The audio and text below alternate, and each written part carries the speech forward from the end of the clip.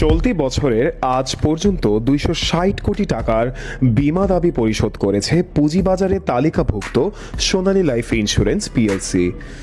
বছরের বাকি সময়ে আরও 320 কোটি টাকার দাবি পরিশোধের পরিকল্পনা রয়েছে কোম্পানিটির।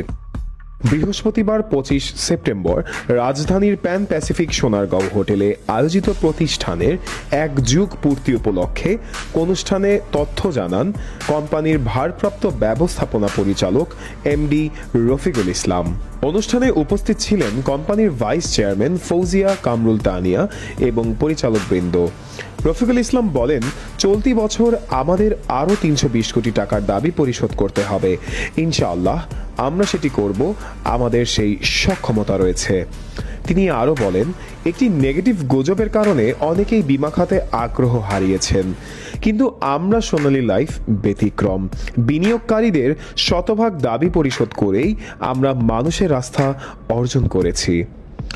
দেশব্যাপী সোনালী লাইফের বিস্তৃতি প্রসঙ্গে তিনি বলেন, বাংলাদেশের এমন কোনো জায়গা থাকবে না যেখানে সোনালী লাইফের পলিসি হোল্ডার পাওয়া যাবে না।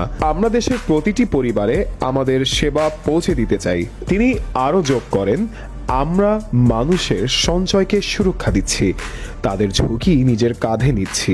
বৃদ্ধ বয়সে যখন মানুষ অবহেলার শিকার হয় তখন আমরাই পাশে দাঁড়াই। আমরা মানুষের স্বার্থে কাজ করি এবং ভবিষ্যতে আরও শক্তভাবে কাজ করতে চাই। অনুষ্ঠানে ভাইস চেয়ারম্যান ফৌজিয়া কামরুল তানিয়া বলেন, আমাদের লক্ষ্য শুধু 1000 কোটির প্রিমিয়াম আয় নয়, গ্রাহকের সুরক্ষাই আমাদের আসল উদ্দেশ্য। আমরা চাই দেশের মানুষ আমাদের ভালোবাসুক, আমাদের প্রতি বিশ্বাস রাখুক।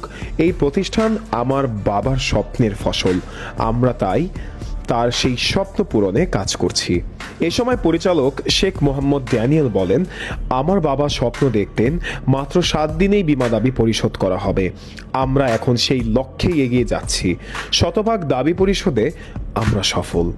গ্রাহক আস্থা, দ্রুত দাবি নিষ্পত্তি এবং স্বচ্ছ সেবার প্রতিশ্রুতি নিয়ে সোনালী লাইফ ইন্স্যুরেন্স এখন বাংলাদেশের বীমা খাতে এক অনন্য দৃষ্টান্ত স্থাপন করছে।